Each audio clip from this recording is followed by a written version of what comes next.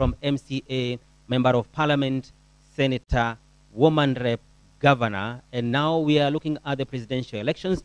Now, because the elections are over and all eyes are on the Supreme Court after the presidential candidate, Raila Odinga, says that he's going to, for Supreme Court to be able to complain, to put his complaints regarding the results of the IEBC. In this program, I'm together with my friend and even my colleague, Mangicho Mola, to be able to look at this issue regarding the presidential elections. Welcome to this program this morning. My name is Paul Kagi. Together with you in the next 1.5 hours, we will be giving you our phone numbers to be able to text and even to be able to WhatsApp your questions and even sentiments regarding to today's program. Welcome about Mangicho Mola.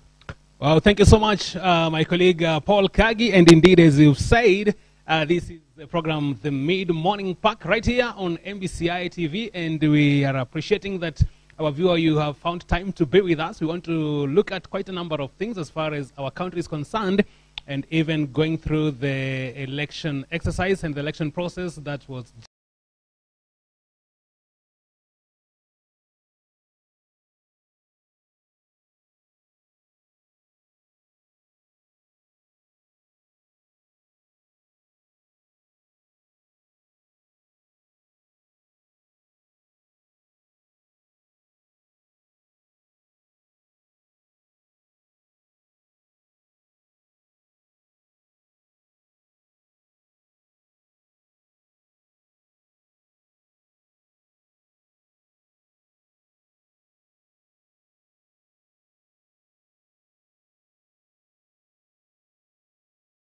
members of parliament.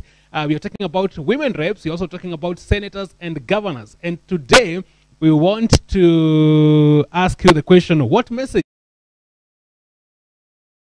do you have for your elected leader? Because you went to the ballot, you cast your ballot. Now, you want to wait and see what they are going to do. So what message do you have for them? You can interact with us through our short SMS platform, that is 23814, 23814, and also you can join us on our WhatsApp number, that is 0721 105 105.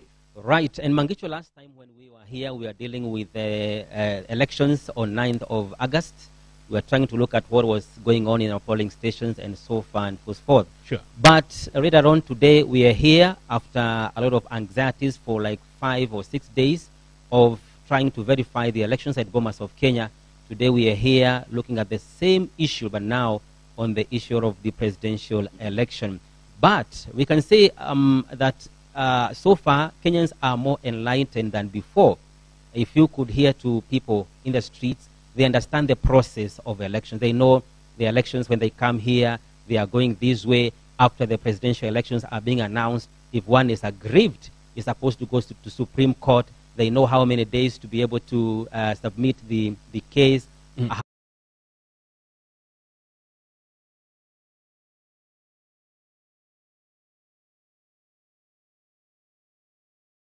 When the people are enlightened. Exactly. That's a very good gesture by the nation, and it basically means that we've actually made some strides ahead.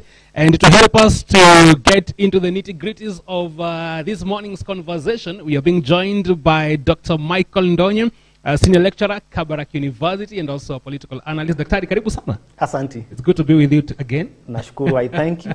Yes. Thank you for having me again. And I hope we are going to have a constructive conversation about this.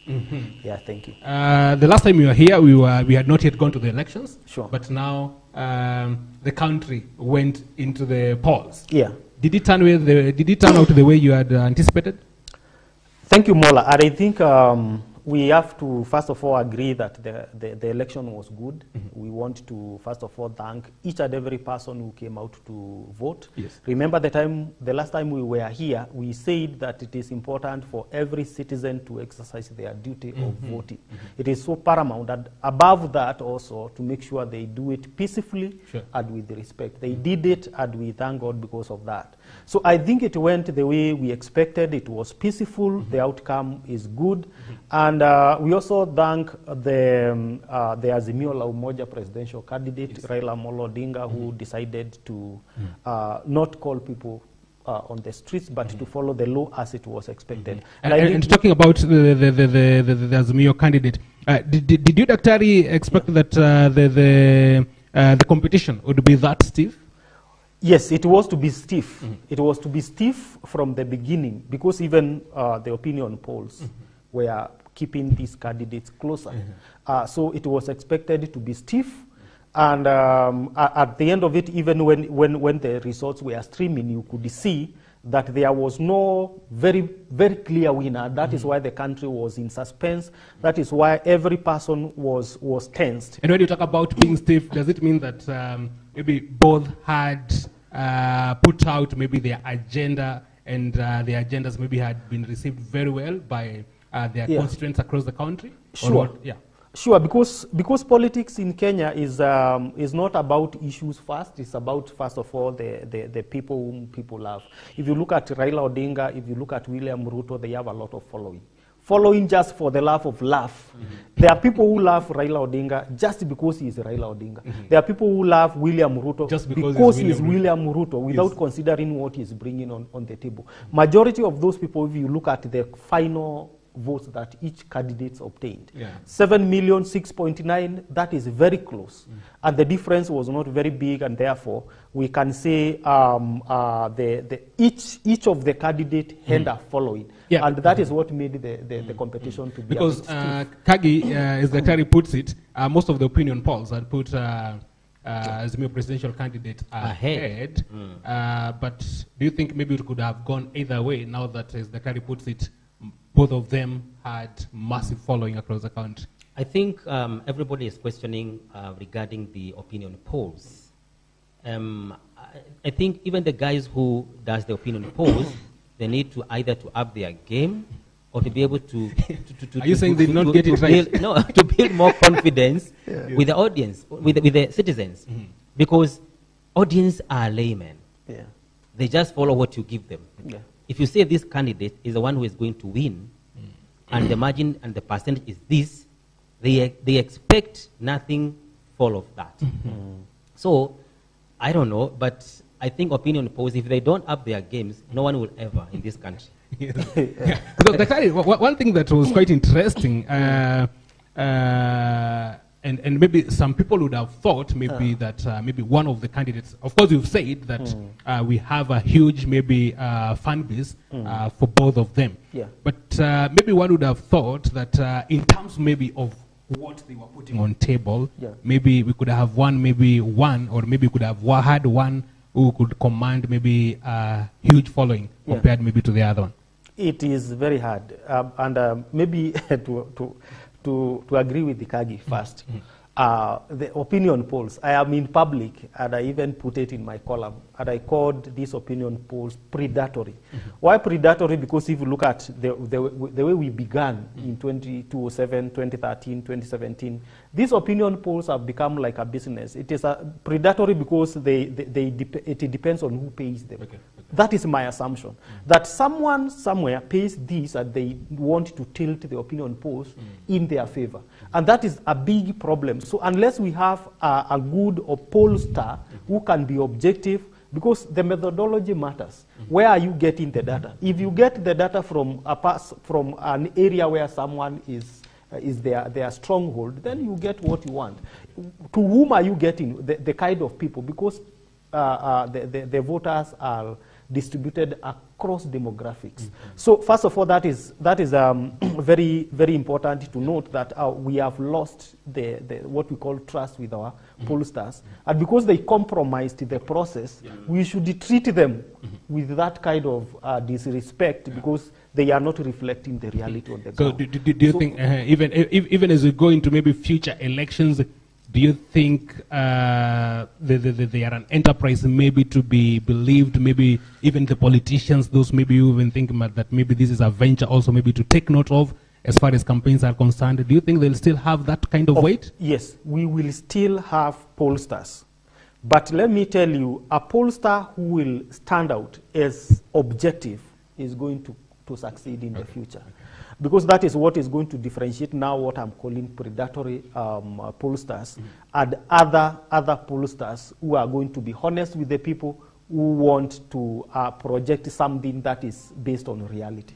Yeah. But do you think, Kagi, and I also want you to come to this, and Daktari will also contribute to it, because even as we talk about the two main contenders having a huge following across the country, but now when it comes to voting, how did they vote? How did Kenyans vote? Because there are those who argue that it was still in relation maybe to their tribes, that you could see maybe William Ruto maybe commanding a huge following from maybe his base, Raila Odinga still commanding a huge following maybe also from his base. Do you think really Kenyans have come of age and maybe changed? Did we really look at the issues, or we still looked at maybe the person and even maybe the tribe and even maybe the party? I think the way I observed the elections, as the president-elect was saying, he was saying that for the first time, Kenyans have elected their leaders, especially presidential candidates, not on the tribal lines, but they were elected across the country. There was that element, as compared to last election, whereby people voted strictly from their tribes. But that one does not mean that we didn't look at that. The fact remains, Kenya, we are not yet that hook. The first thing I think Kenyans used was their tribal whatever.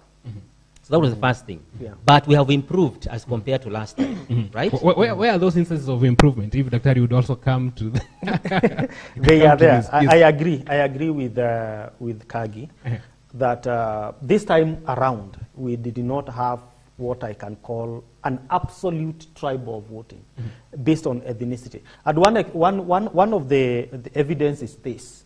In Central, if you look at the impact that the president, who is the spokesperson of Mount Kenya, would have if they really were going by the kingpins, they would not have voted for Ruto. Okay. That is Central Kenya, Mount Kenya. So they would have gone by their political kingpin, who is their spokesperson, who is Uhuru Kenyatta. So but if you look at them, they voted against him. They voted against him, and they voted for an outsider for this case.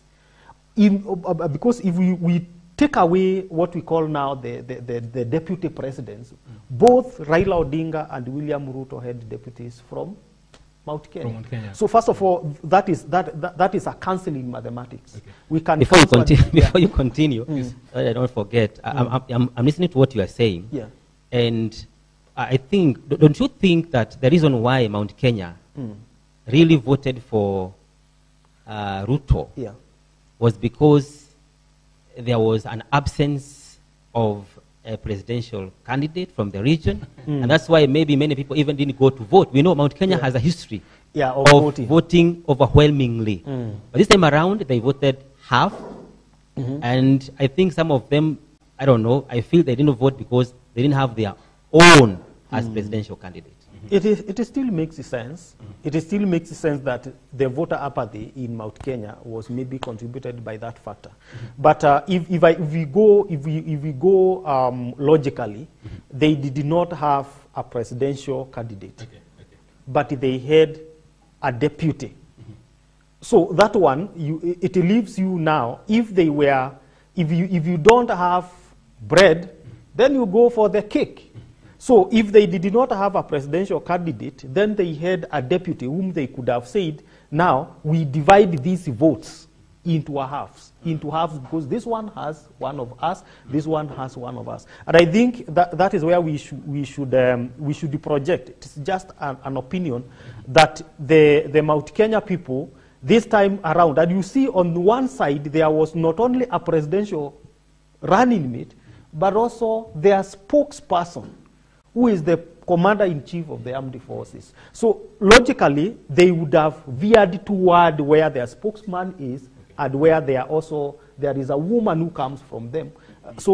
And that is why we can hypothesize that maybe they did not follow so much ethnic inclinations in this. All right, and maybe Mangicho, as Daktari also reflects on that. Yes. is the issue of running mate. You see, every person, almost, especially for the main contenders, Yeah. they were putting their eyes on Mount Kenya region.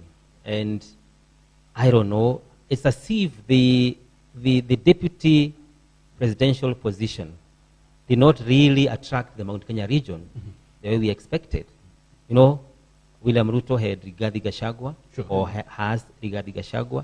Raila Odinga had Martha Karua. You know, the two strong contenders have given them strong running mates, but still didn't attract the huge voters as expected, and even turnout.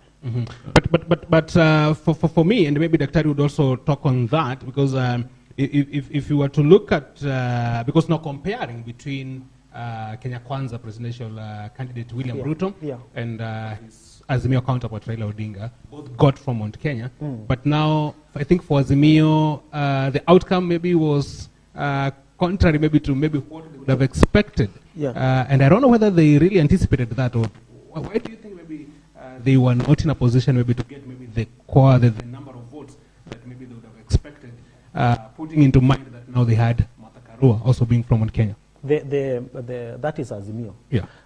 There are very many factors. Very many factors, and one of them is that, first of all, they were supported by incumbency. Okay. And one time I remember I said, once you get into power, it is like, regimes are like tea bags. You get them into the hot water and the flavor is gone. So by support, because they were maybe being supported by the incumbent, they decided not to continue with the government. Remember, there have been this accusation of this is a project, and it did work against Azimio, especially in all the regions, not only in Mount Kenya. And then the other thing is maybe thinking about Martha Karua and Raila Odinga. They came in late. William Ruto started campaigning in 2018. They just came the other day. William Ruto obtained all premium politicians across the country.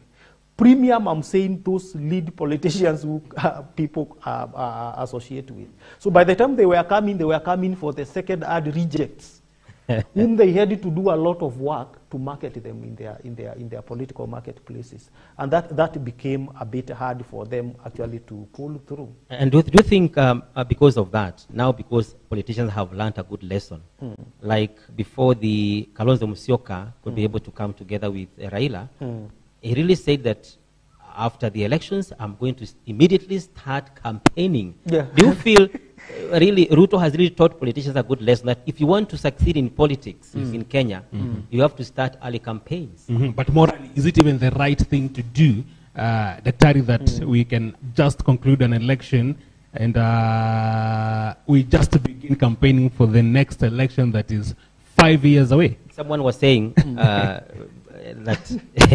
that Ruto has really reaped what he sowed. Yeah, you see, politics is not a respecter of men.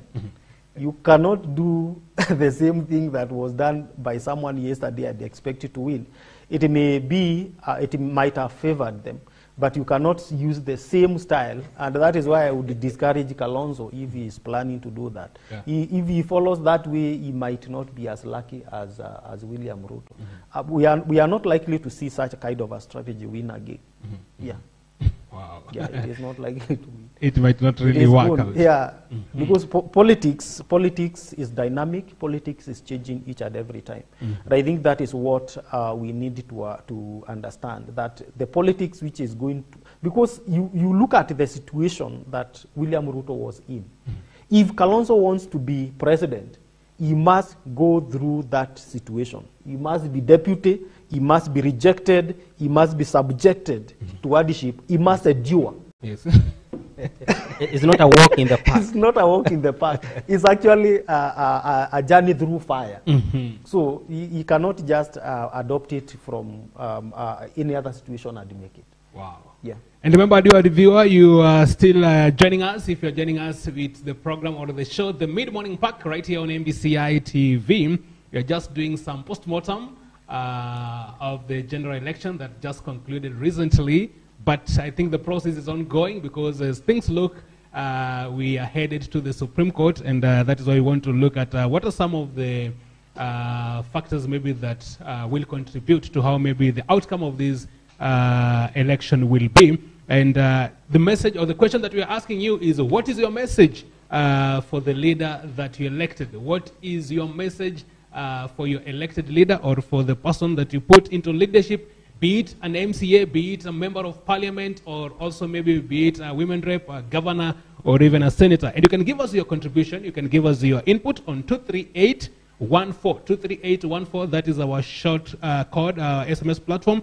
And then on WhatsApp is 0721 105 105. And even as we continue with this discussion, we'll be glad to highlight some of your opinions on the same. Now, of course, Kagi, one of the things that now maybe took maybe most people by surprise is what maybe we were able to witness yesterday and even maybe the day before yesterday, the division in the Independent Election and Boundaries Commission, even as far as the election result was being concerned, was being announced. Yeah, and there are many questions that are being posted by Kenyans, the social media, and I think this is also the time when all the learned friends, they are outdoing each other in terms of interpreting law. Initially we had speculated that lawyers were not going to cash in this time round. Yeah. No, the cash-in is on the way coming. Yes. Yeah, from the MCAs, from MPs, from governors, especially in the Mount Kenya region, we expect a lot of case to be brought in court. And this one is also because Daktari and Kagi, because one of the things that maybe we can actually say the entire nation has really commended, or actually we can say quite a large number of people have actually commended the electoral body, and you can even see observers, they've also commended, and even other partners have also commended. But now, when it comes now to this last minute whereby we are seeing the division in the IBC, I think, what does it say? Yeah, I think there are some things that we need to understand, because I think every day, as I was saying, we are learning something new, even as Kenyans. And this is a very good gesture, to be able to be enlightened on the IBC, how they operate, Supreme Court, how they operate, the electoral process. And there are a few questions being raised regarding the division in the IBC. When you listen to the learned friends, I'm not one of them, but I've really listened to them. One of the questions being asked by Kenyans, when there is division in the plenary, does it affect the announcement of presidential elections? But there are two things here, that the chairman of IEBC has a sole mandate to announce the results. Now the question is, that is okay according to law, but why do we have the commissioners in that plenary? What is their main job? Okay, what is their main job? Yeah. So I think the division speaks volumes. I was remembering last time, 2017, there was the same problem after the repeat of the elections. Some of the IEBC officials ran away from the country. So I think we should not ignore what is happening. Something needs to be done to be able to have a commission which is solid, to be able to have that confidence with Kenyans. Maybe, Dr. your input on this, what does it do to the electoral body, even as maybe most people would actually want to say that the elections were by and large fair. But now when it comes to this last minute and you are seeing such a huge and magnificent division like this one, what does it portray? What does it really indicate? Yeah, thank you. I think, first of all, this is a very emotional issue, the issue of division in the commission. We need to understand that the Constitution provides that the chair of the commission is the returning officer for the presidential poll, and therefore he has the sole mandate to announce, to tally the results, and make the final announcement as to who is president-elect. Because the commission is not a conference. is not a conference where they have to agree. They have to have a consensus as to who should be president. Otherwise, we would be voting in vain if they can sit down and agree who is the president. So the process owner is the chair. And there is the commission that in that meeting where he chairs a commission of the other 7. And he is actually, they agree on how to run the commission. But there is the election, which is different from the commission. Yes. And he is the process owner. He has the sole mandate, according to the Constitution, to tally and to announce and to decide. And even if you dig deeper, you realize even the Constitution allows him, if he feels that there are some votes which have not come, and he is comfortable and contented that even if those other votes come, they will not make a difference on the winner. Sure. He has been given a constitutional mandate to announce. And there is nowhere where he is supposed to consult. And this has been discussed by lawyers. It has been discussed by legal minds. But remember, these lawyers are very opaque. Why? Because they want to go to the Supreme Court. Because they have to do it. They have to go to the Supreme Court, and you see even the 0.01 issue they are arguing, which is straightforward, very straightforward even to a class 5. But they want to go to court to start discussing about it and earn money. So sometimes we have to differentiate their profession and their moral, the principles that guides them. I don't think they are being true, especially those who are saying on the other side. But you see, most of them are politicians. They will go to the Supreme Court, and when they go to the Supreme Court, they will find sober judges. So they will also be sober. Once they get there, you will see the kind of sobriety that. If I'm hearing you well, Daktari, even if the Azimio side, and of course, all indications are that now they are going to the Supreme Court. Would you support the Supreme Court, whichever way maybe the outcome will be, if they support it? Because we really don't know what their case will be. Yeah. But could we be surprised? Are there possibilities that we could be surprised if maybe the Supreme Court were to nullify? Yeah, I think that Nani, you can be able to hold on that because we want to go for a short break. Then we are going to respond to that question. Okay. Right? Okay, let us take a short break at this particular point. My dear viewer, remember the show on air is the Mid-Morning Pack right here on MBCI TV. And the question that we are putting to you is, what message do you have for your elected leader? I know you have an MCA now, you have a women rep, you have a member of parliament, you also have a senator and a governor. What message do you have for these leaders as they embark on their duties for the next 5 years? We're taking a short break at this particular point. Maybe you can give them their number. Yes. The number that you can use to give us your opinions, 23814. 23814, that is the short code or the SMS platform. And then on WhatsApp is 0721-105-105. You can also get us or catch us live on Facebook. The page is MBCI TV. That is on Facebook page. And we'll be glad to sample quite a number of your opinions on the same. All right. You can also watch us live on YouTube. Yes, yes. You can also get us live on YouTube on MBCI TV. Yes.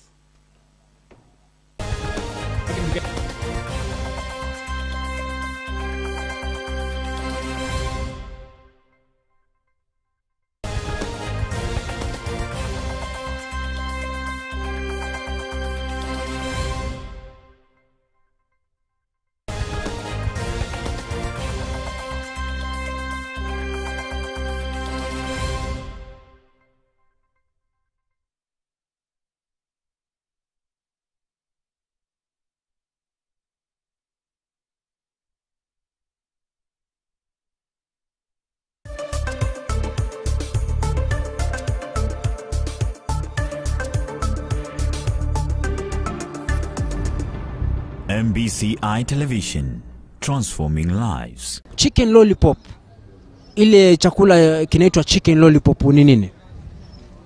Hiyo ni chakula ya kuku. Chicken lollipop inamaanisha nini? Inamaanisha mayai. Mayai yale.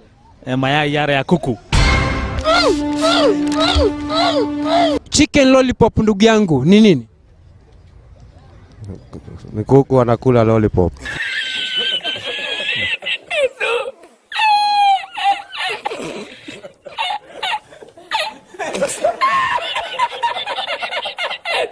What is the opposite of the word sorry? Samani. What? Samani. They ask you how you are, you just have to say that you're fine when you're not really fine. Hot dog Kiswahili ni? Mbwa kali. Makoti alikoti alipohukumiwa kotini alipiga magoti na kulivua koti. Koti wa kotini alivua koti baada ya ku Put up, put up, put up, put up, put up, put up. I'm so sorry. You bless me, oh Mama. So when you see me dance, I dance like a widow man. When you see me dance, I dance like a widow man. Is it from our village? No way! No way!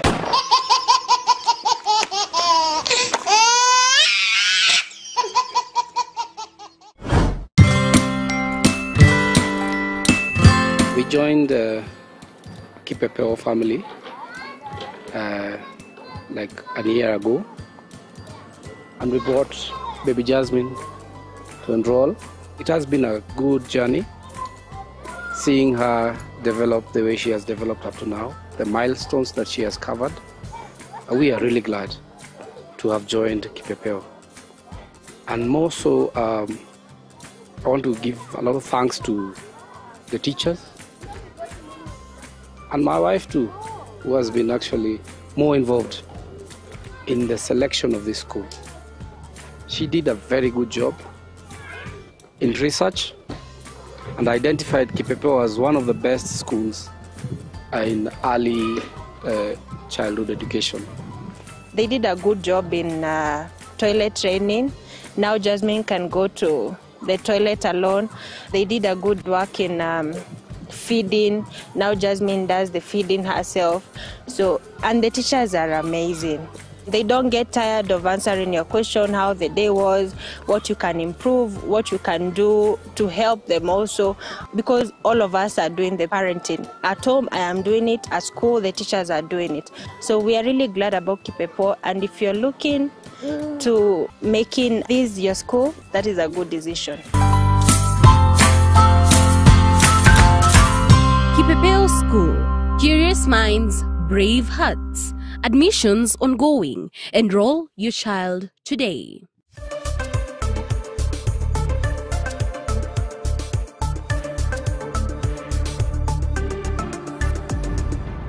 MBCI Television, transforming lives.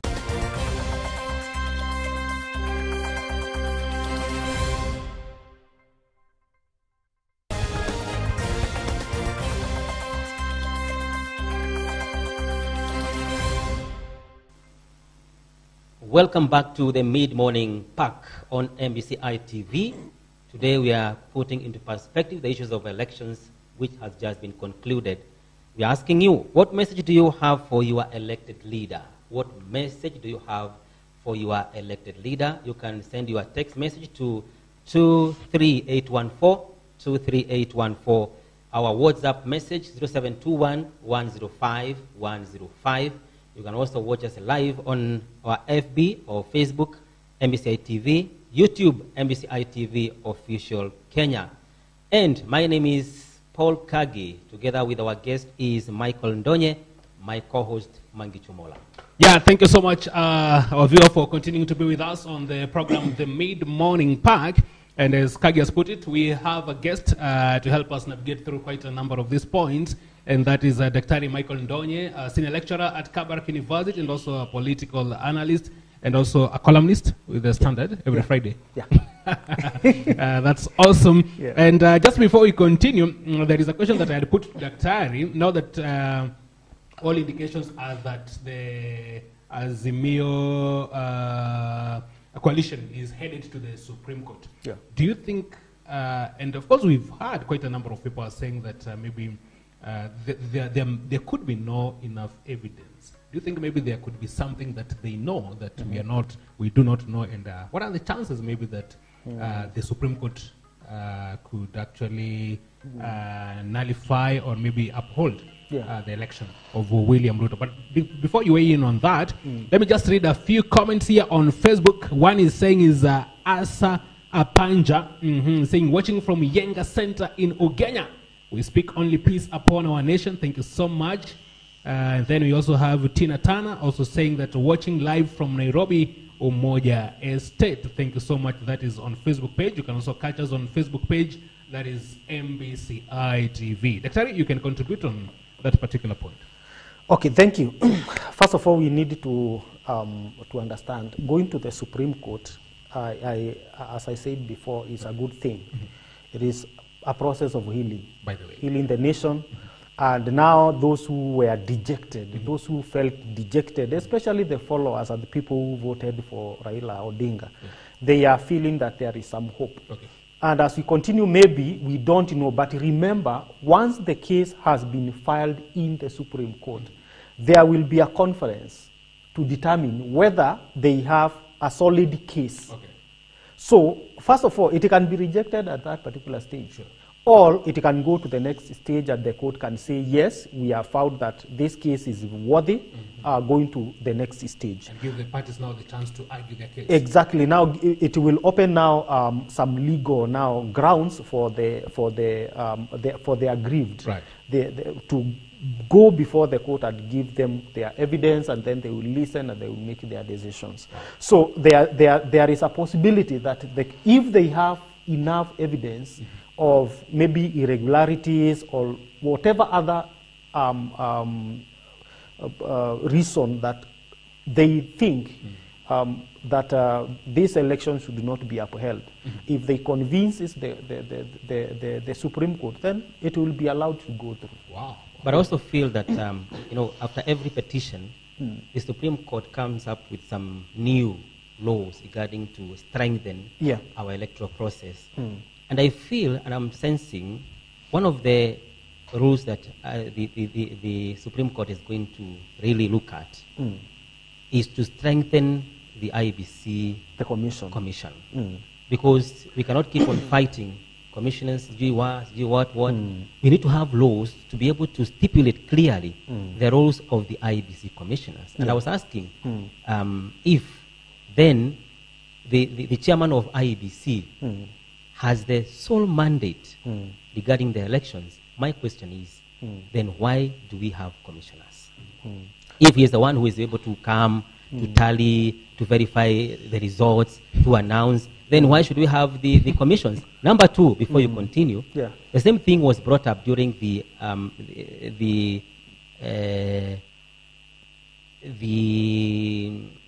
time we were trying to change the BBI process. And one of the things that came up was the verification of the signatures. It was being said the IEBC that time had 3 commissioners after 4 of them had resigned. And it came out very strong in the courts that we cannot run the commission without a quorum. And therefore, the question still arises. Where does the commissions come in terms of, does it mean their work is just to announce the tally? Remember that time, the court ruled that the 3 commissioners had a quorum. So the commissioners, the other 4 commissioners were not yet hired. The argument of those who were against the BBI was the commissioners could not approve because they had no quorum. But the court went and overruled that. And the court said the 3 are enough. And the same case is likely even to affect this. Because if it was bread there, it cannot be tea on this other side. So one of the things, and I agree with you, Kagi, one of the mistakes that I'm not a lawyer, but one of the mistakes that the legal system can do in this country is to put the power to announce the president-elect actually in the hands of many commissioners. Because it will mean, unless they agree, we will never have a presidential elect. Because remember, they are human beings. They are voters. They have their preferred candidates. There are 7 of them. It means even if someone gets enough votes to become president-elect. For example, this time around, suppose we say Ruto really obtained 50 plus 1. If we were going by the agreement of the commission, he would not be announced as president-elect, if we assume that is really what is true. So it means the agreement of we will have made a conference instead of a commission. And that is why the committee of experts, which was actually chaired by the one Honorable Justice Kitonga, decided you can agree on the issues of quorum when it comes to the other functions of the commission. We can talk about quorum when we are talking about the other functions of the commission of running the election. But when it comes to returning officer, there must be one person responsible who owns the process. Okay. And even when you come back here to the polling stations, there is only one person. Actually, okay. the PO. It's okay. Who has the mandate to do I want to come back to the PO because that is where I wanted to go to. Yeah. Go to a polling station. Exactly. Isn't it? In the polling station, we have the clerks. Exactly. Whom this time I'm referring to them as IBC commissioners. The commissioners are the clerks. Yeah. In the polling station. And then we have the observers. The observers, they are there. The agents are there. Agents, yeah. I'm calling them as the IBC commissioners. Yeah. The returning officer in a polling station, even though he is the one who is mandated by the commission to announce results, yeah, exactly. I don't think he has the sole mandate to be able to declare results without involving other parties. You see? You see, look here. I was a PO some time back, and even if you look at that form, that 4A, right? Look at who are the signatories. And you will know who has the power. You will not find a clerk signing. A clerk is not a signatory. It is the PO, I think the DPO, and the agents. So do they sign in the absence of the verification of the results by other stakeholders? Of course, and because the problem is that what we are facing now in this country is a controversial issue. Sure. So we don't know what is happening and the reason why. Because I remember, because even what you're saying is true, yeah. and I like this conversation because when you look at one of the things that is coming out clearly, is the trust, and the image of the Independent Electoral and Boundaries Commission. When we see a division like this, even as we say, the chief returning officer, who is Wafula Chebukati, the chairman, has the powers, but does it now, what has happened, how much damage does it do in terms of trust for the IBC? There are those who argue that could it have been much, much better for the chairman maybe to have, first of all, maybe looked at how possible it could have been for him to agree with his commissioners on maybe the issues that maybe they were feeling they have concern about. But you see the way this election is, and the way the committee of experts coined the constitution and the electoral rules to be. The final results, and this has been ruled by the court of law. It has been passed by the court of law. The final results are the results in Forms 34A. Magicho Mola, you have access to those. Which are actually in the public portal. They are in the public portal. You can download them and tally. I can do the calculations. Okay. You can do the calculations. You know, the reason why I said there will be danger if they vest the power in the whole commission, especially the power of announcing who is the presidential elect, is because if these 7 people do not agree, if it is by consensus that we get the president-elect, we will have actually the most messy elections in this country. That is why they just say, first of all, the valid forms is not the C series, is not the B series, but the A series, which comes right from the polling station. And therefore, this person, what he is doing is just, you have a tally, he is given the power to tally, and to announce, without consultation. And if they want to consult, I think according to what maybe the learned friends are interpreting this, if they want to contest, they can go to contest but they cannot contest on the basis of we were not consulted. They should contest election on the basis of they don't tally. Yeah. That is the only basis. Maybe one more thing I think which is disturbing my mind is regarding the portal. Yeah. Because the IBC declared through the chairman that the results from the polling stations, which are in the portal, are the final results of presidential elections. Exactly.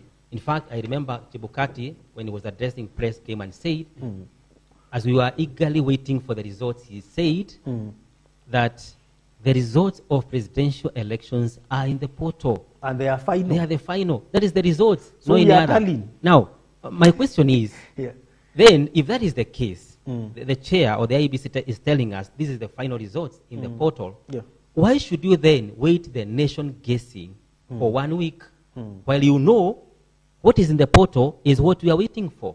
I think if the IEBC can be able to get the results after the exercise, because once we have done the polling in the evening, they send the results to the IEBC. That means the next 2 days we have the results. But why then does IEBC have to wait if that is the exact results? Yeah, actually they are. But the procedure is this. After the results in the polling station, those results are taken to the constituency for tally. Then from constituency, the results which pertains now, the county, they also now are tallied in another form. So the issue is they want to verify. Verification is not easy. What are they verifying? They are verifying that because, you see, Chebukati as a chairman cannot get all the 290 constituencies plus their polling stations and start tallying. So what he needs to do is just to get the constituency, the 291 constituencies, and tally them. And also, before that, he has some clerks who verify that whatever has been fed the ear is what is in form that 4A. Remember, Chebukati had an experience in 2017. And he wanted to do this thing in a very meticulous way to make sure he doesn't end up with the kind of problems he had in the Supreme Court in 2017. That's awesome. I know that is a debate that can actually take long, but we'll be looking at the Supreme Court once this case is actually looked there and be able to see how they're going to look at it. But even as this is concerned, Daktari, one thing will remain is that this election was hotly contested. It was. And either way, there is still a side that will be maybe we'll actually think or maybe we'll actually perceive that maybe they have not won. Now, what do you think therefore should be done, and should actually this presidential election, why is it that as a country maybe we give a lot of weight as far as the presidential maybe election or that particular presidential seat is concerned, knowing very well that maybe we also have other seats that are equally important? And as I was listening also to the Deputy President-elect William Ruto, he was actually saying that he doesn't have a problem working with the side of Azimio being the opposition.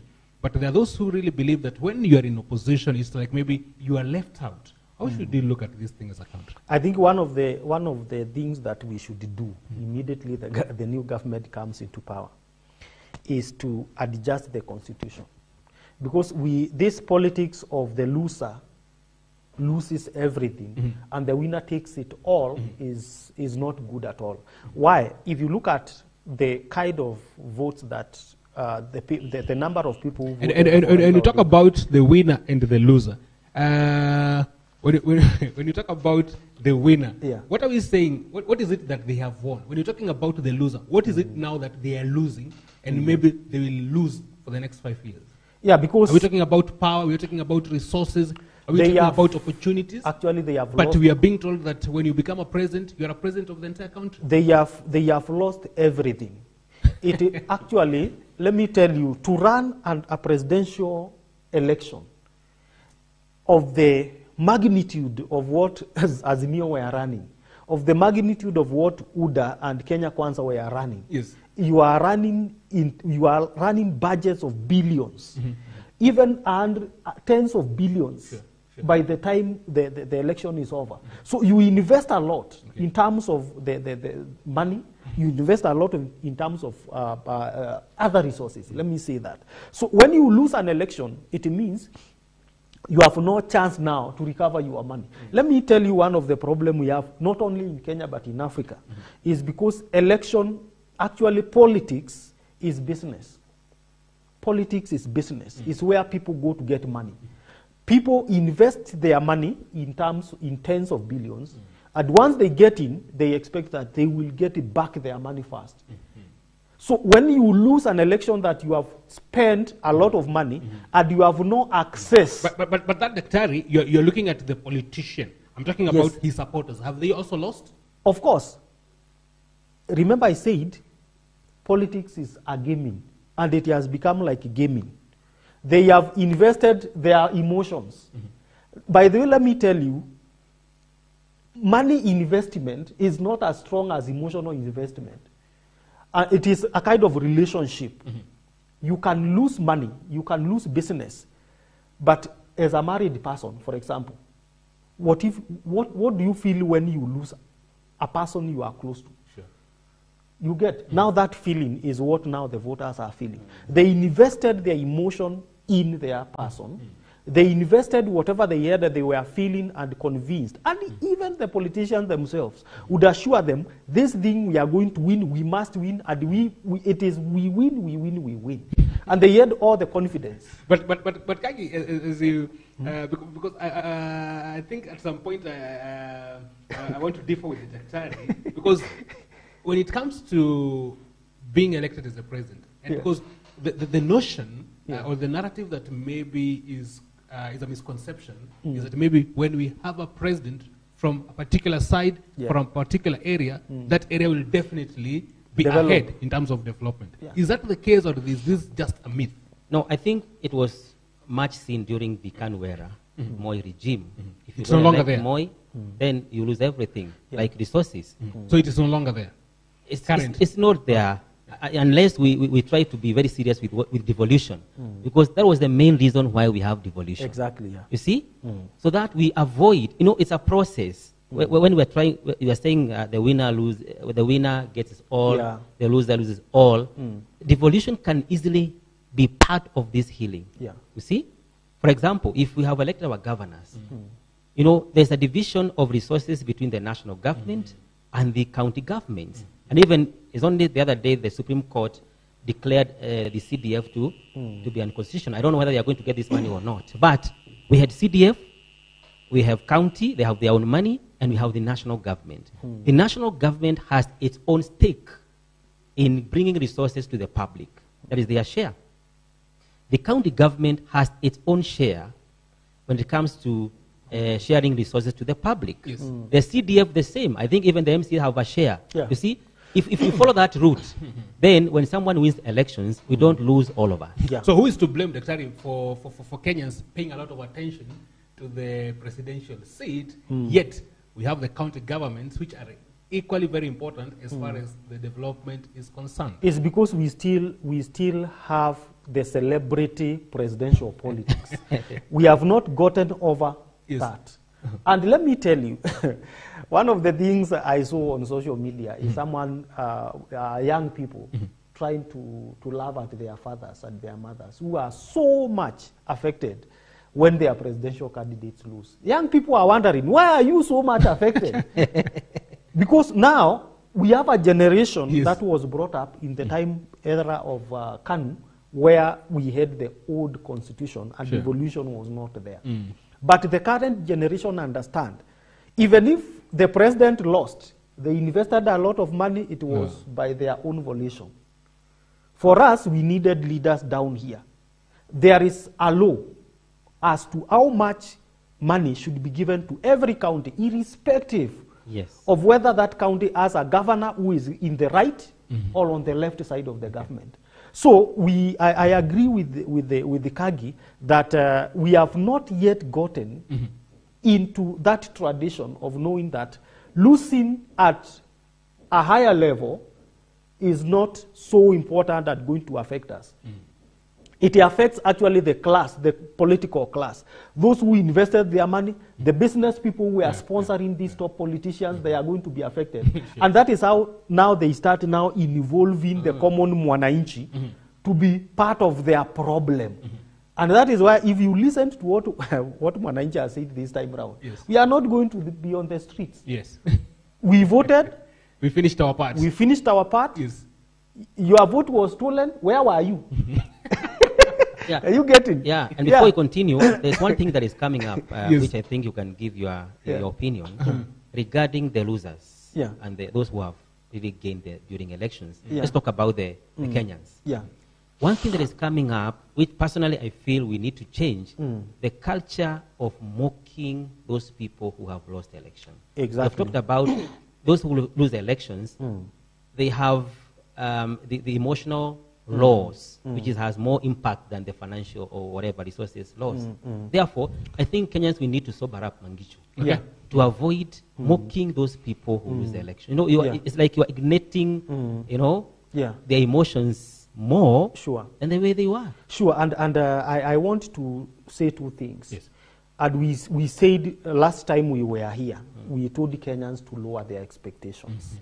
That expect anything in an election. You can lose, you can win. Do not put all your eggs in the election and say, I must win, I must win. Anything comes and things change. Number two, with regard to what Kagi is saying, the losers, you see, it is not easy for someone, especially, talk about the contestants. Some of them resigned from their jobs. I know many of them who resigned from their jobs. I know I have friends who went into contesting for positions. Their businesses were closed because they needed that money to campaign. Others sold their property to be able to fund their campaigns. And then at the end of it, you realize, like someone was claiming, that they only got one vote in their polling station and they voted with their wives and with their relatives, and they are wondering, is it that my wife did not vote for me? How am I getting 5? And now, in addition to that, why is it that people lied to me that the ground is okay? That's the problem. So these people, they are really affected. So they invested money and resources into that. And that is why, on the other side, the followers are affected. What are we supposed to avoid? Kagi, you have said something. We need to transition to a kind of politics which is sober. Politics whereby we do not play dirty. We do not insult our competitors. Because one of the problems we are having is when you have battled all the insults into your competitor, then they win. Where are you going to hide? And that is the problem. But if we were playing clean politics, no one would fear when a competitor, let me tell you one example, and you will not believe it, is Wanjakoya. You saw Wanjakoya in Bomas, together with Mwaure. They were hugging William Ruto. It's true. Why? Why were they comfortable with him? Because I don't think they defeated them with a big margin. No, it's because of the kind of communication they invested during the campaigns. Because if we are competing and I tell you all manner of things, I insult you, it will be a fear to face you when you win. It will be a fear for you to face me when I win. So if Kenyans can be sober and start playing good politics of respect, knowing that my competitor can win. If your competitor wins, they would not fear anything. Yeah, because Daktari, the what they normally say in Kiswahili, the mtu wetu syndrome. The mtu wetu syndrome. And how can we overcome these? For example, if there is a president, like let's say the president-elect William Ruto, who was did not get a lot of votes from a place like Nyanza. Okay? And we could also say maybe Raila Odinga did not get maybe a lot of votes maybe from Rift Valley. Now, what does it take? For example, if they were to invest, if, for example, it was to invest a lot of development in Nyanza, would that be the medicine, maybe now for having now maybe people or the electorate or from a party like that, or now maybe to be able to elect him? Would it also be possible that if maybe Raila Odinga was to invest a lot in terms of development in Rift Valley, these people would now be able maybe to open their eyes and say, we really do not need to vote for a person because just he's our tribesman, but you can vote for this leader because he has done developments in our places? Or is it because when these leaders are elected as president, they take developments to their own regions? Yeah, you see, the doctrine of politics post-election, post-independence, when we gained independence, not only in Kenya but in Africa, people who got into power got into a spree of benefiting their own people, benefiting their relatives, benefiting their tribesmen, and getting people who are supporting them benefit. And tell you, you supported me, you are not going to lose, you are going to see. So I reward you because you benefited me, and I punish you because you didn't, so that you learn a lesson. And because it also has been washed away by devolution, as Kagi was saying, but I am telling you, it is human beings, the way they are created. It is very hard for you to find Ruto going to invest so much in Luo Nyanza. And that is why they have been saying, we want our person who will come and invest, will come and develop us. As long as we do not have our person there, then we are lost. So I think it will be a change of game if we see President Ruto, if he is going to be confirmed so, if we see President Ruto going to Nyanza and investing there and giving them what belongs to them, and treating all Kenyans equally. Because at this particular time, we don't even require equality in this country. What we require is equity. That means a president must come, must look at the places which are not developed and try to uplift them to reach this, to be able to attain the same level with these other places. But doing that also will mean you are hurting some people, you are benefiting others. It is still now an injustice. Those who supported you would really feel hurt. Yes, and that is, if you listen to that he supported you very well, and now and you've rewarded. If you listened to what the president-elect said, you can read actually that doctrine. That he said, there are people who paid the price for us to win. When we form a government, they are the first people to benefit. And those people didn't understand. Are these people like Musalia Mudavadi? Of course, those people, you know, when he said, I'm not going to bring other people, we are going, first of all, to give a chance to the people who voted for us, people who paid their ultimate sacrifice. Because are those who are saying people like Musalia Mudavadi, Moses Wetangula, and they are known. Mutua. They are all known. They really took a big risk. Even during the Jubilee government. Before you continue, Mangito, I think you can check whether we have SMSs. As I read our SMS number, even our channels, you can SMS to us after you have just answered this question. What message do you have for your elected leader? What message do you have for your elected leader? You can text your sentiment on 23814, 23814. You can also use our WhatsApp page. 0721-105-105, 0721-105-105. We are also live on FB, that is Facebook, on MBCI TV, also on our YouTube channel, MBCI TV Official Kenya. Yeah, that's very well. Remember, as my colleague Paul Kagi has said, we are asking you, what message do you have for your elected leader?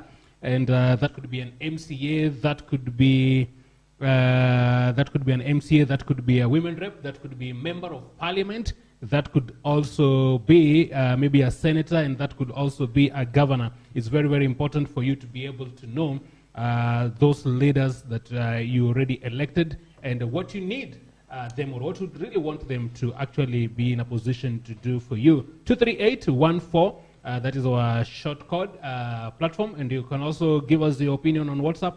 That is 0721 105 105, 0721 105 105. Facebook page, that is MBCI TV. You can also catch us live on YouTube, MBCI TV official. And as we continue, we'll be able to look at some of those particular points that you say. And we want to look at now some other issues. Maybe we could also look at quite a number of other things that maybe we were able maybe to see as far as the election is concerned.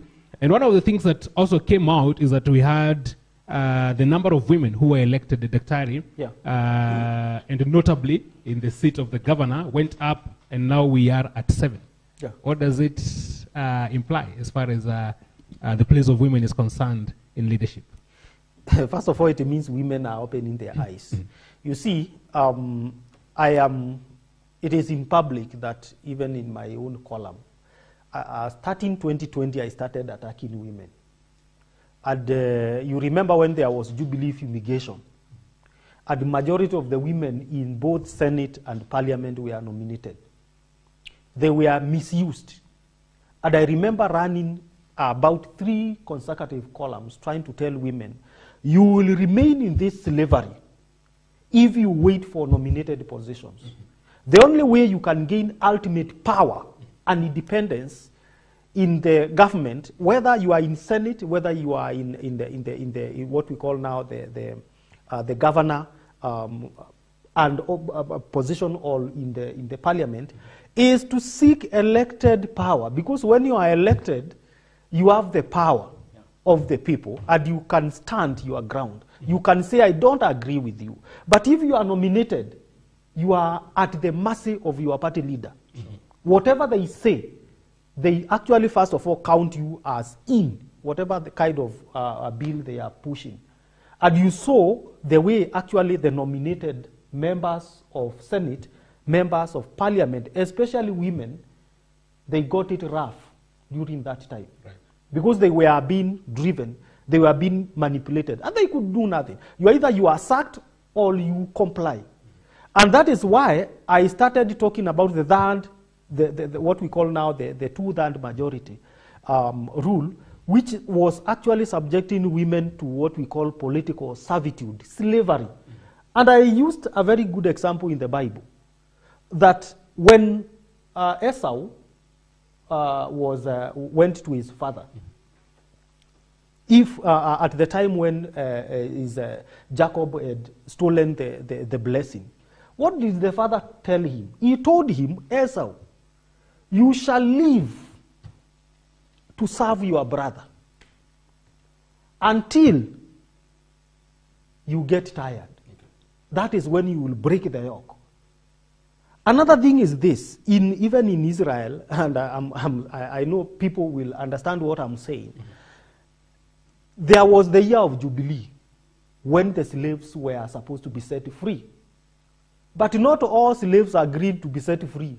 There are those who said, no, I love my master. Yes. And what happened to them? The slave master would take them and nail their ear on the door, and what do we call it? Wanawachoma, wayo chuma, unakuwa forever a slave. And I was saying, I was taking that as an example. When women are actually fearing to go to the campaign platform, fearing to invest money, because they are thinking that this thing is for men are tough, so we are soft, so we are being misused. Our culture, we cannot spend money, we are poor, we do not have money.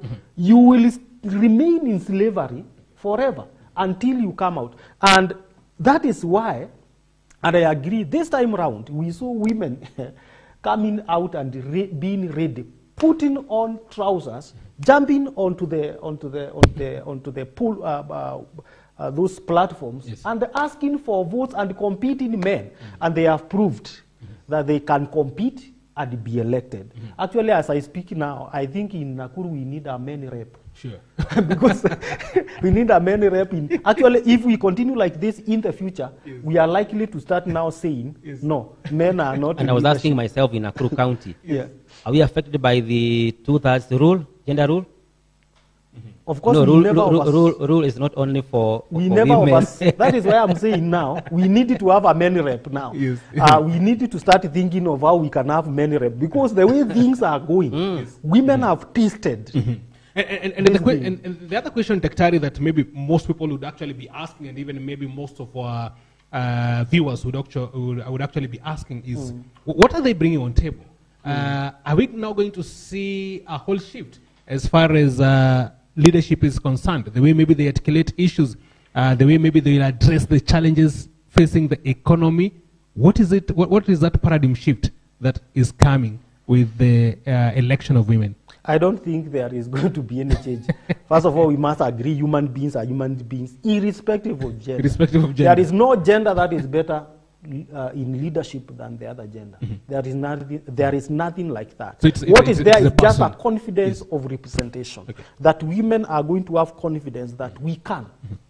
It is not only men who can take these positions. That is the only confidence we can have. Secondly, because if they are going to be... I was thinking, Dr. that maybe, for example, if the ones that maybe we've elected, if they were maybe to prove that they can actually bring the change that Kenyans want, don't you think maybe we could now even have additional women in You see, when we flip the thing, you see, when you are oppressed, it's just like the way we live our lives. You are very honest when you are poor.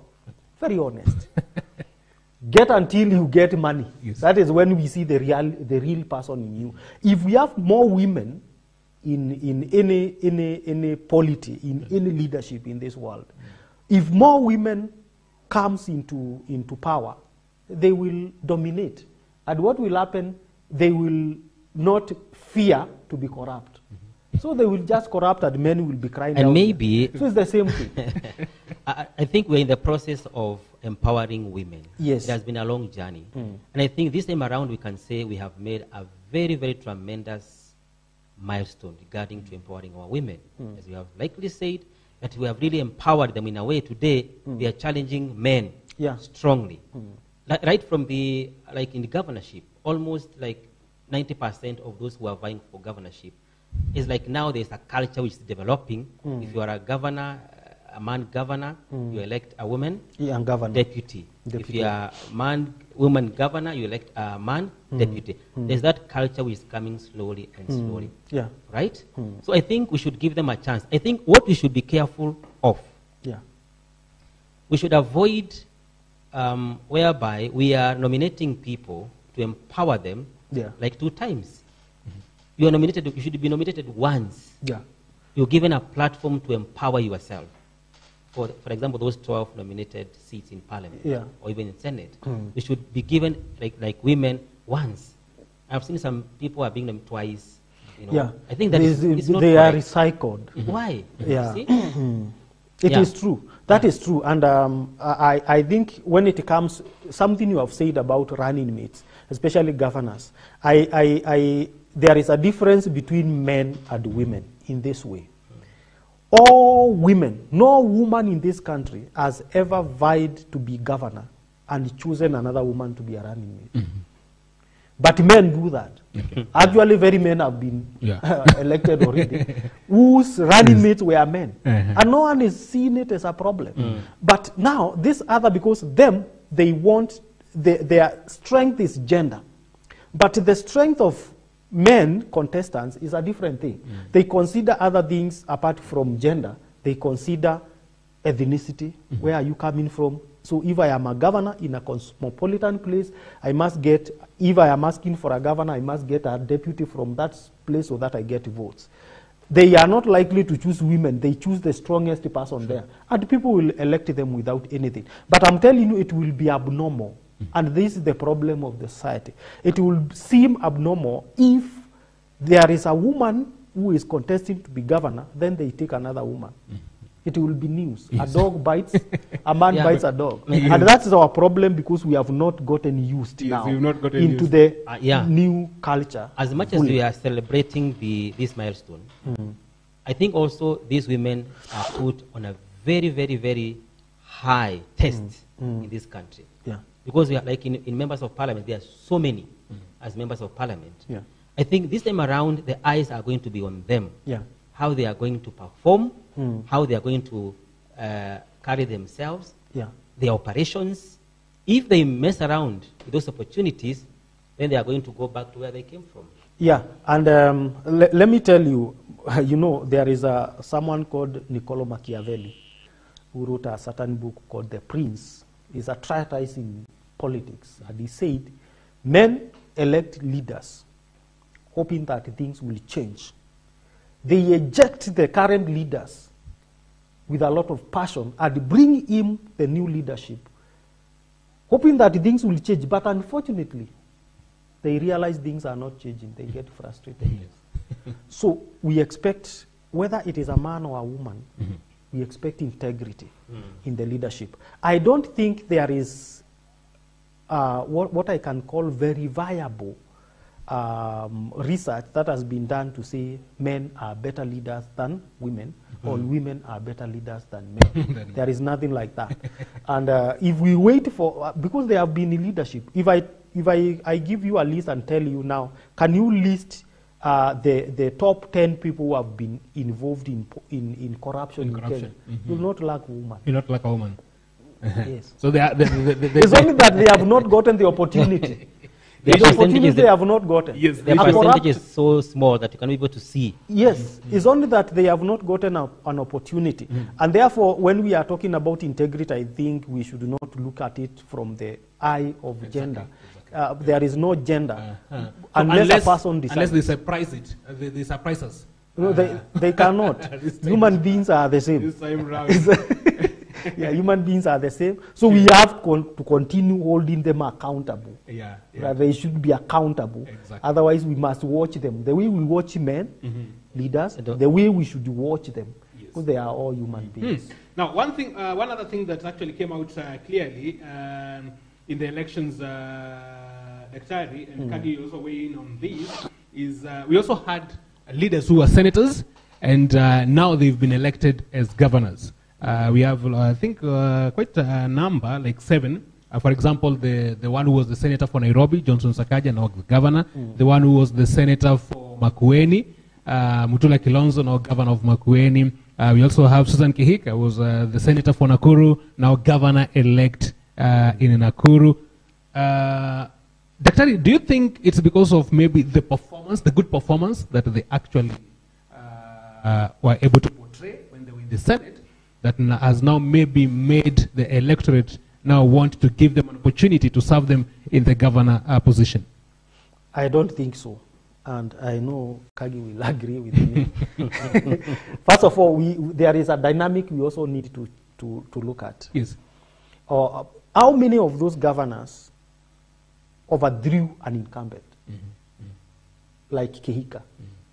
Kihika came, the incumbent was on the ballot. How many of them defeated incumbents? Because those are different from people like Mutula Kilonzo, who just went into a ballot where the incumbent was not there. That means there was an empty chance for everybody, and therefore anyone who comes, anyone who is known, anyone who has branded themselves, they can get into it. Look at someone, for example, like Sakanja in Nairobi County. Nairobi County had no incumbent also. We don't even know who was incumbent, whether it was Kananu or Sonko. We don't even know. So it's a different dynamic. And also the issue of parties also play around. That is why I'm saying it's a complex thing. So if you are analyzing it, we need to get all those nitty-gritties. Because first of all, there is nothing like performance. So which begs the question, therefore, that what were voters really looking at? Yeah. Okay? They were looking that this is a big name, this is a name that is known, and not necessarily whether this person can actually deliver or not. Before he answers that question, I need to put something there regarding the senators. There's something that is coming up in terms of the senators transiting to governors. Yes. If and governors going back. Yes.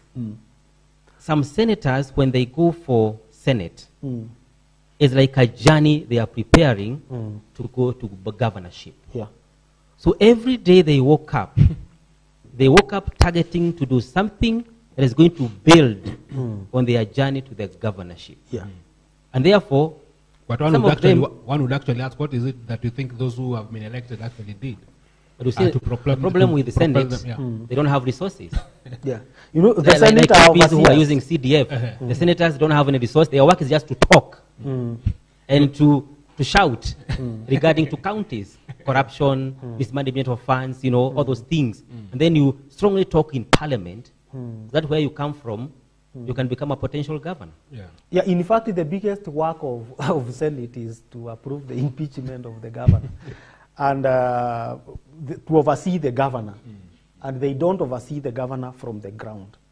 And I want to agree that when they get into power, they have no much legislative work.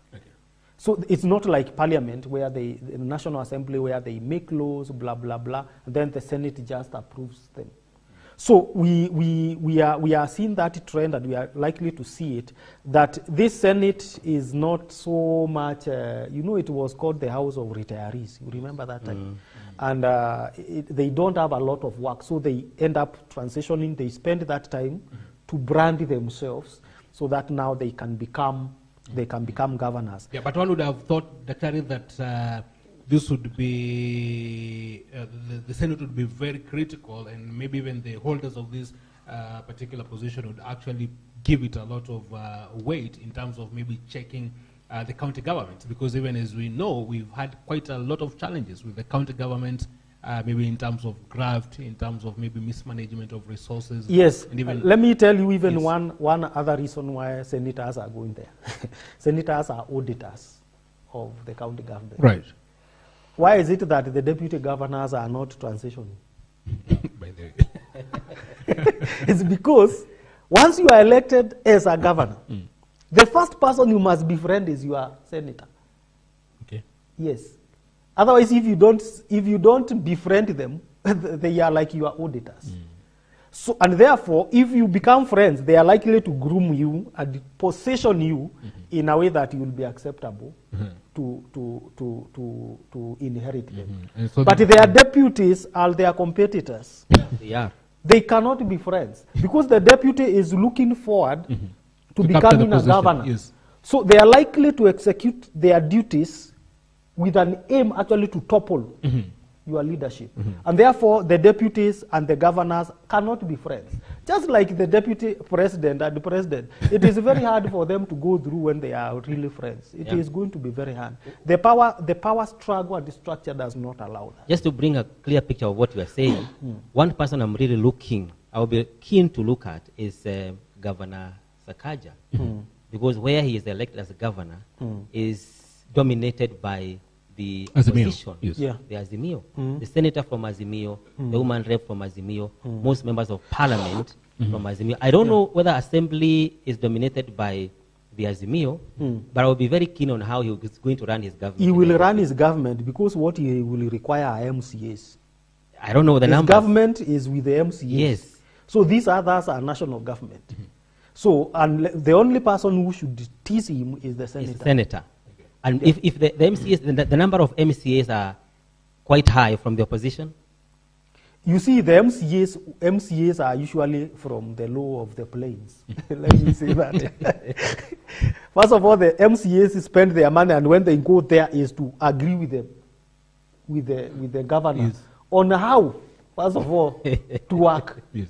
So you cannot bank on MCAs actually when it comes to that, because politics is interest. You are elected into an office, you are hurt, you are there, you have sold, you are blah, blah, blah, everything is done, and then you go, when you go there, you just agree.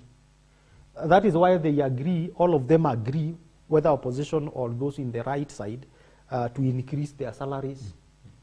And remember I said last time we were here, because they were saying, oh, the allowances have been reduced, blah, blah. The first thing they are going to do, all of them, together, UNDA and Azimio, once they get into parliament, is to pass a bill that will make all of them receive grants and increase their their Increase their allowances. packs. And Yes. bring back CDF. Their packs and their bring back poll. CDF. Because it benefits them. They will not be divided on They'll that. not be divided. They as won't. far as it is their interest that is concerned. And that is, yeah, and they'll that have is to why agree. there is nothing, you know, who is Sakanja. You know, people need to understand who is Sakanja. Sakanja was actually the owner of TNA. Yeah. TNA is the party that made Uhuru Kenyatta president. The president, sure, back in 2013. So can you tell me that this political, you know, these positions, they are just positions. These people are the same. Yeah, they are the same people. And we don't expect them to have a lot of hurdles when it comes to him carrying out. The only thing Sakaja is going to face actually is the issue of Nairobi Cosmopolitan. Functions which went to Nairobi Cosmopolitan section to get them back to the county. That is the only handle that he is going to have. He will have, but the MCAs, even themselves, when they meet, their clarion call will be, first of all, without caring who belongs to where, let us get this thing back to us. Yeah. Yes. Because that is our strength. If it is out there, every one of us is losing. Sure. And so the county government will do that for the first time. Yeah. Yes, and even as we draw to the end of our show, and thank you so much also, our dear viewer, for continuing to be with us. It's also important for us also to maybe just look at now what next, because we are now, when we begin now to look at maybe how this particular, how the government will be formed, Daktari, what do you think are some of the issues? There is a lot of expectations from Kenyans. I know both of these leaders had the promises that they had, and they had the promises that they had made to Kenya. As we continue, Kenyans are looking at the cost of living. What do you think, in your own perspective, are some of the things that really would be very, very important, or would be very critical to be fixed, maybe even in the first 1 or 2 months of the incoming government? Okay, thank you. I know there were manifestos, and there were politicians promised what they are going to do in the first 100 days. I don't know whether Kenyans can remember what each and every candidate was promising. I think they are forgotten. You see, for example, if you were... and it is very wrong. It is very wrong for Kenyans to forget. If you were UDA, and you were willing that Ruto becomes president, when Ruto becomes president, you don't care. We just say we won. You finished your part. You voted for him. I will continue buying fuel at 200 shillings per liter, and I'm comfortable. First of all, it brings now the complexity of human beings, because human beings have no problem in spending on whatever they like. Actually, they have no problem spending on whatever they like. So they may have no problem when they are hopeful in a government, even when it is sitting on them. Yes. And that's the problem. So going forward, I think now this is the time for Kenyans to start looking back at the promises their leaders promised, because the promises sometimes were not true, and Kenyans were blind. But now, in the first 3 months, their eyes will open. Okay. They will start seeing the reality that I'm buying unga at 240 shillings. Yes. Yule mwingine hata yeye alilose, and it's the same thing. Nothing is going to change. But we must hold our leaders accountable and let them actually fulfill the promises that they made.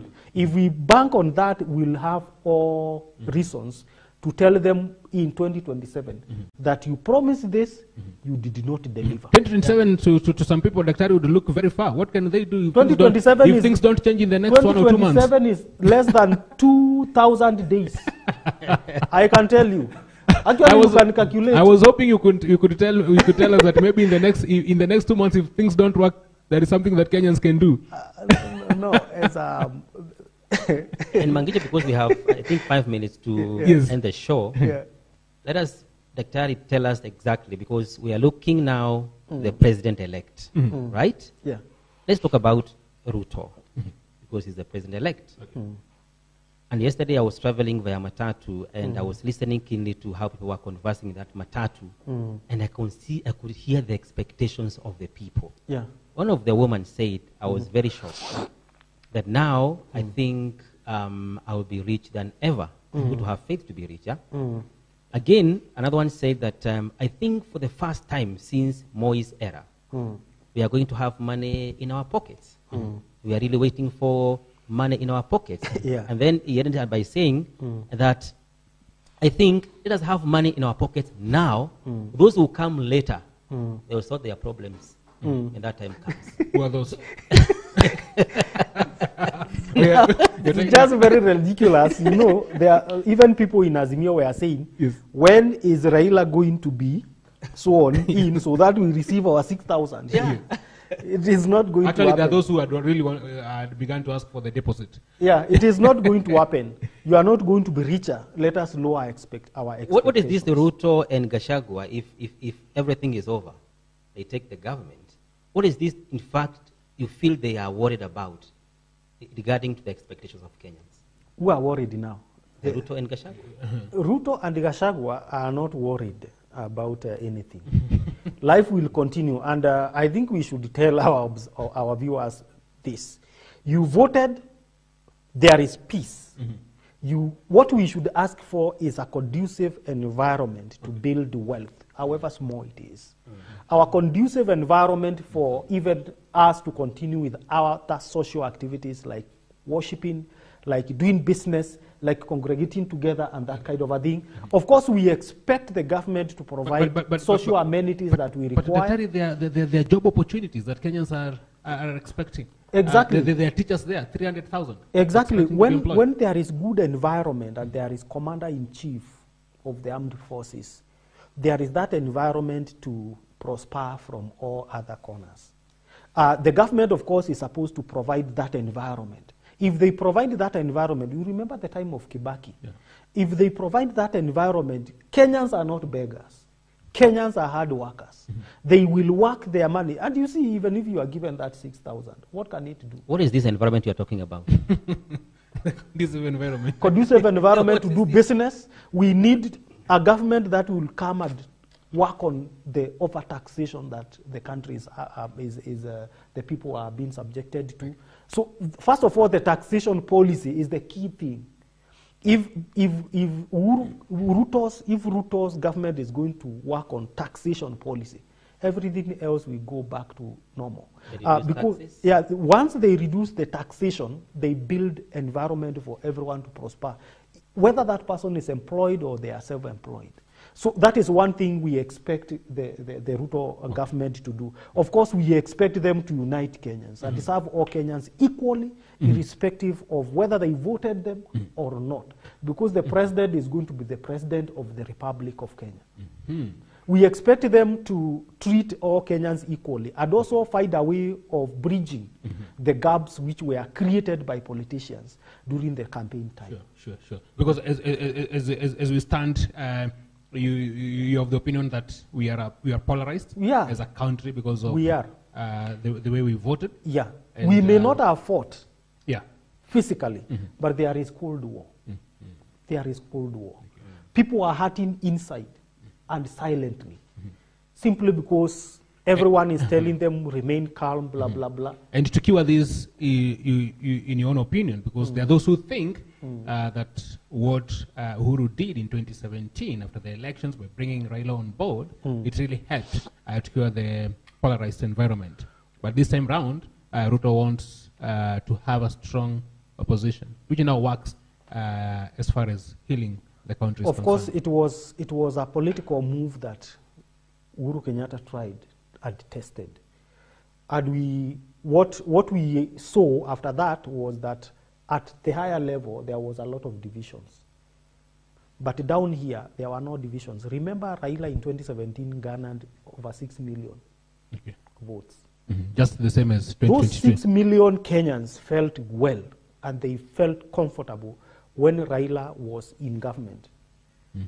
And let me tell you, the common mwananchi has no interest on what they are going to get. I told you it's emotional investment.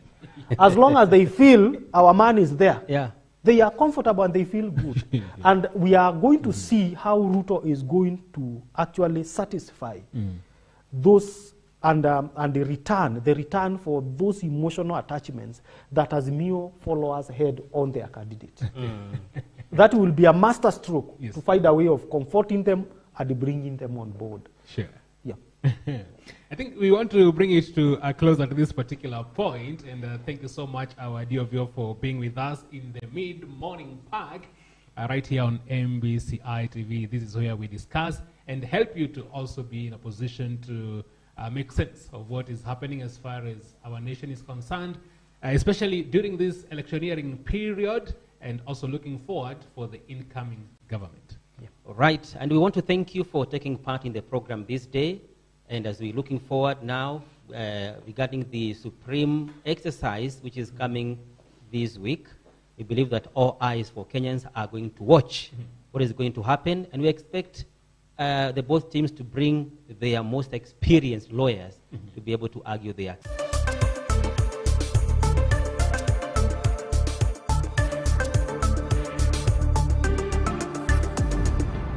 MBCI Television, transforming lives. Chicken lollipop, ile chakula kinaitwa chicken lollipop ni nini?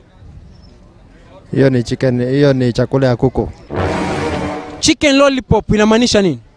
Inamaanisha mayai. Mayai yale. Mayai yale ya kuku. Chicken lollipop ndugu yangu ni nini? Ni kuku anakula lollipop.